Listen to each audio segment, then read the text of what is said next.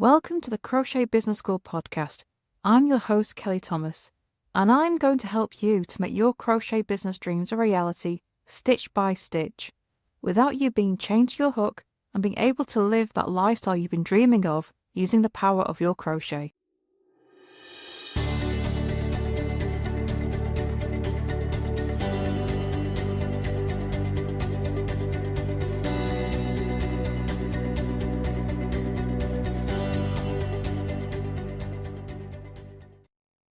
This might seem like a really silly question to ask, but do you value your crochet? The reason I ask is because when you go into Facebook groups and see people showing off their crochet for sale, their prices are ridiculously low. And you get people saying that no one would pay any more for it, that they can't sell anything. And low prices do not equal sales. It's something that it seems counterintuitive. I mean, if you've got a low price, people are going to snap it up, right? And yet they don't. The thing about crochet is it shouldn't be cheap because it takes a long time to make. If you price low, you will never make your money back. Now, you've got the yarn to pay for. If you're on Etsy or Shopify, you've got the listing fees to pay for. You've got the PayPal fees to pay for. And you've got to make a profit on top of that. And if you're pricing really low, you are barely going to get the money back for your yarn. Now, if all you want to do is crochet and sell to make money to buy your next set of yarn, and that's all you're in it for, fantastic. But if you're in this as a business to make a living off, you simply can't do it. But one of the reasons that people don't buy when you've got low prices is because you devalue your crochet. You're basically saying it's just not worth that much. It's cheap tat. That's what low prices do. Low prices devalue your crochet, and so nobody wants to buy it because they'll be asking the question, what's wrong with it? Think about when you go into a discount store. Everything's cheap, right? Do you expect it to be the best quality? No. Do you expect anything you buy from there to last very long? No. So when you set your prices low, you're getting people setting those expectations that it's going to be low quality and won't last long. And so by setting low prices, you're showing that you don't value your crochet. You don't think it's any good because you're giving it a low price tag. You are setting yourself up to fail with low prices. And crocheters are notorious for it. We are. We've all done it. I did it. Back when I first started, I thought people weren't buying because the price was too high, so I just kept lowering the price. I didn't look any further. The price is a symptom, it's not a cause. It's a symptom of us not valuing our craft, of not valuing our own skills, not valuing our own time, not valuing ourselves and our business. The price is the symptom. What you have to do is realize just how skilled you are, realize just how valuable your time is, and realize that you deserve to get paid for your work and get paid a decent rate. You are valuable. You deserve to get paid fairly. And you have to change how you view your crochet and how you view your business. That's a big ask. And it doesn't happen overnight. thing is, because we crochet and because we can make these things so easily, we think that no one else will value it because it's easy. Crochet is everywhere. Or is it? Are you sure about that? Because when we sell, especially on social media, the algorithms start working against us. We end up in craft groups where it feels like everyone is selling crochet. We end up seeing posts from other businesses that are linked to crochet. We end up seeing content from crochet business owners just like us. Why? Because that's how the algorithms work. Remember, social media is not set up for business. It's set up for people being social on a personal level. And what it does is it doesn't care if you're a business or a personal page. The algorithm works the same way. What it does is if you take an interest in certain hobbies, it's going to show you content from other people with the same hobbies or content creators who are creating content around that hobby. So if your hobby is Dungeons and Dragons, the algorithm will show you content from other people who play Dungeons and Dragons. It will show you content created by Dungeon and Dragon content creators. Why? Because it wants you to stay on the platform. It wants to show you content that you like in order to keep you on social media, to keep you on that platform and keep scrolling. And so you stay put, you stay on the platform, you give it more of your time. That's how social media works. So when you have a business page, it's going to do the same thing. Because you've shown that you're interested in crochet, it's going to show you people in your feed that also crochet. They will show you content of other crochet business owners who crochet and are selling. And so it feels like everyone around you is selling crochet. But that's not the reality of it. Our sense of how busy the crochet world is gets warped. This isn't so bad if you're not using social media, but social media itself is awful for it. And it really does skew your view of the world. And you start to think that the only way to get your crocheting seen and stand out from the crowd is to lower your prices so that you will get the sale and these other people won't. Except what you haven't realized is that those other people are not your competition. There is plenty of business for everyone. And don't forget, social media is international. The people you are seeing may not even live in your country. They may not even live in the same county.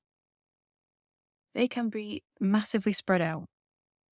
These Facebook groups you are in that you are hoping to promote your crochet in probably don't have nearly as many crocheters as you think. Because people join these groups because they want to find handmade businesses to buy from, which means they've got sellers in as well. They've often got other people who only crochet as a hobby. They will have other people in who are interested in other crafts. They are not filled with crocheters alone, and they are not filled with crochet business owners alone. So only a small percentage are going to be other crochet sellers. But it feels like there's so much more going on. It feels like there's a lot more crocheters than there actually are because of how the algorithms work. There is not a separate algorithm for business owners versus personal profiles. It works the same way for both. So you get a skewed sense of how much competition you have. Now, this also does not explain the pricing problem. It just explains how you come to devalue your crochet because you think there are so many other people that you are competing with. The bigger problem is how you think of yourself. How you think you are deserving of a higher price tag for your crochet.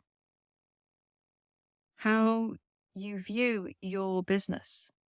And we tend to use the word just. It's just crochet. It's just my little business. It's just me.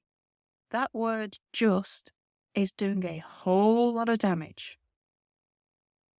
because it is a devaluer. When we say it's just, we are minimizing. We are making something sound more inconsequential than it actually is. If I say the words, I've got this beautiful shawl available for sale, and instead I put a just in there, I've got this beautiful, I've just got this beautiful shawl for sale. I just have this. I have this. The just makes it sound like it's not that great. And we say this to ourselves.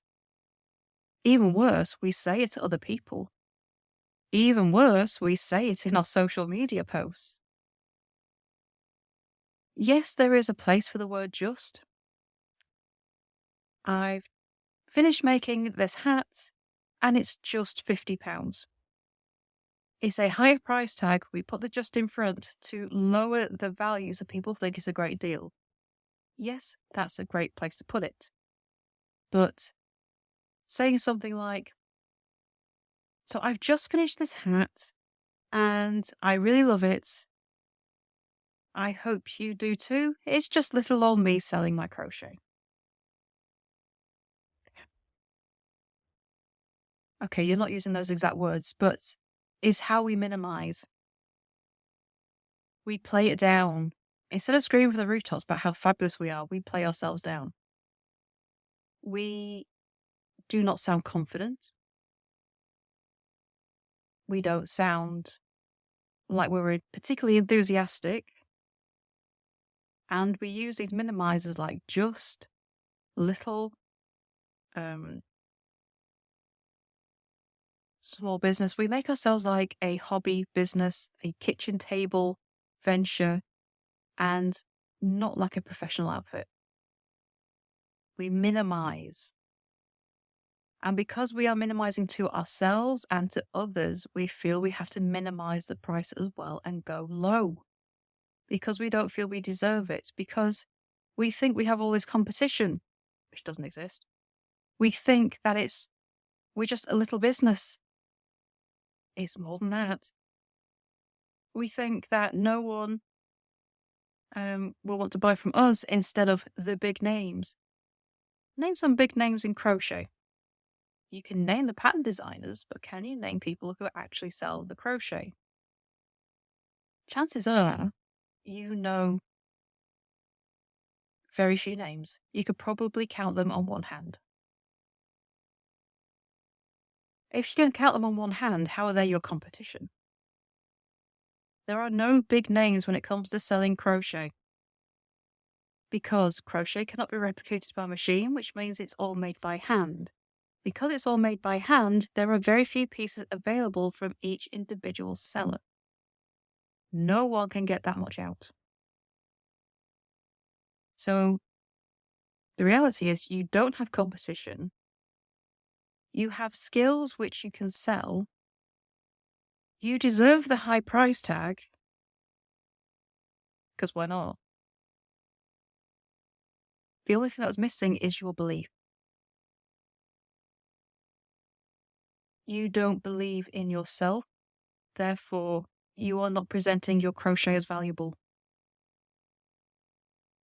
Change the belief and you will get the higher price, because it's not good enough that you tell yourself that you believe. You actually have to, because you have to convey this through your social media to your customers. Because if you are not conveying that self-belief, then you are not conveying the value. If you do not show the value of your crochet, why would anyone else value it to buy it? Your low prices are the symptom. Your self-belief is the problem. Deal with the self-belief and you will get the prices that your crochet deserves because you will value it more. Is that going to happen overnight? Probably not. It's something you have to work on. But stop minimizing your skills. Stop minimizing what you're capable of. Stop minimizing what you deserve. Stop using words like just, like little business. It's just me. No, none of that. If you want to know how to sell for a higher price tag, go and look at the social medias of the big expensive brands. Go and look at Porsche. Go and look at Tiffany. Go and look at Gucci. And you will not see these minimizers in their marketing because they know better. They are confident. They don't apologize for their pricing. They do not lower their prices unless they want to get rid of stock at the end of the season. That's the only time they do. They are unapologetic. And that's the kind of thing you need to do. You need to go strut your stuff, be super confident, and show how valuable, how exclusive, how deserving your crochet is of its price tag. So go out there and do it. So over in the Hooked on Success podcast membership, I'm going to be talking about how you can word things in your social media posts to portray that confidence and get those sales coming in, with lots of tips on words that you can use and techniques you can use to really shout from the rooftops and show how fantastic and worth it your crochet is. So if you want to listen to that episode, come and join us. You can go to crochetbusinessschool.com/success or click the link in the show notes to join us now and get access to all the back episodes as well that are exclusive to the Hooked on Success membership. Thank you for joining me for this episode of the Crochet Business School podcast. Stay tuned for more episodes and please subscribe to wherever you listen to your podcast. You can also follow us on Facebook and Instagram at Crochet Business School. Subscribe to the channels because I would love to hear from you and what you're up to in your own crochet business. If you have any questions about creating and growing your own crochet business, please send them my way and I'll answer them in future episodes. So thank you for joining me and I shall see you in the next episode. Bye for now.